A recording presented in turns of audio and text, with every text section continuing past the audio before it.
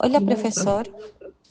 Yo le quiero presentar un caso de la empresa Lego. Es muy famoso, es una marca mundial que tiene muchas ventas, muy famosos. Es un juego de bloques que va encajándose uno tras otro para poder hacer una figura.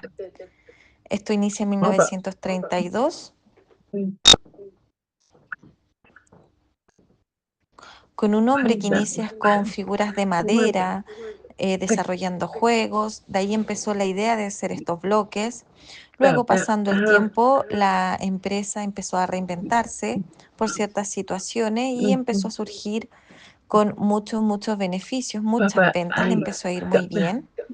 Y ya después del año 2000 empezó a tener una caída importante. Ahora, ¿qué les pasó? ¿Por qué un juego que estaba tan bien empezó a decaer financieramente? ¿Cuál fue el motivo de esta baja? En ese tiempo empezaron los juegos de Play, juegos en el computador, y eso se empezó a masificar, entonces empezó a quedar más de lado lo que eran los Legos, ya que este interés era tanto para los niños, para también los adolescentes, jóvenes y también adultos. Entonces los videojuegos, estos juegos más digitales, empezaron a tener gran poder en la industria y Lego empezó a quedar atrás.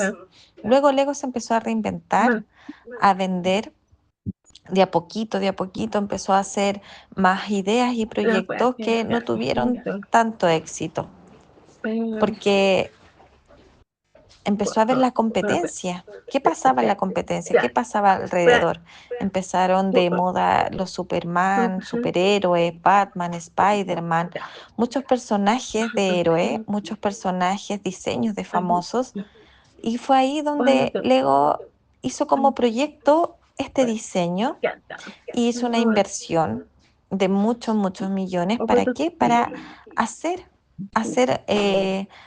digitalmente también estas películas de Lego de estos personajes y hacer Legos también relacionados a estos personajes. Ahí empezó a masificarse la información y la empresa empezó a tomar mucho más poder. Se reinventó. Empezó desde lo poquito que estaba y empezó nuevamente a crecer, cada vez mejor, hasta que se masificó y logró nuevamente tener el control de las ventas que tenían antes. Y hicieron muchos millones de dólares. La empresa logró lo que tenía como objetivo,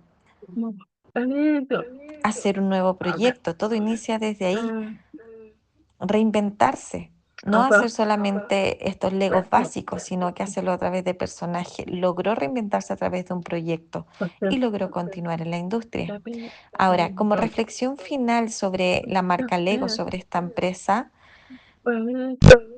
a través de un proyecto, la empresa no se quedó con cualquier cosa. Hubo una reflexión. La empresa vio su competencia, vio que habían otros y también analizó cuáles son las ventajas, cuáles eran las competencias, cómo funcionaban las otras empresas para poder desarrollar un proyecto. Cuando ya logró ver la fortaleza de las competencias, las ventajas, las amenazas, ahí empezó a enfocarse y realizar un proyecto. Hizo una búsqueda antes de hacer esto, una búsqueda de mercado.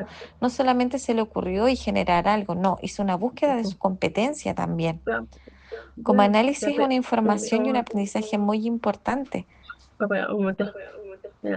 ya que lo que revisamos en estas unidades, lo que yo aprendí y entendí claramente que nos vamos reinventando, también la información se va reinventando, pero es necesario ver la competencia, cuáles son las características, cuáles son las habilidades, ver y analizar el FODA. ¿Qué le pasaba a Legos? ¿Por qué faltaba? ¿Por qué ya dejó de ser interesante? Y luego de un proyecto inició nuevamente y fue atraído nuevamente por el público y empezó nuevamente hasta lograr un museo de piezas de Legos, que era como el teatro. Entonces resurgió a través de una investigación de mercado, a través de analizar el FODA, de una planificación, de analizar el problema, de analizar cómo era su competencia, de ver sus fortalezas y sus debilidades, ver cuáles eran las amenazas, por qué estaba decayendo, por cuál era la debilidad que tenía la empresa en sí. De ahí surgió esta idea del proyecto. Y surgió el éxito también del ego. Eso es importante, la planificación, la búsqueda de la información para poder lograr el objetivo. Muchas gracias por su atención.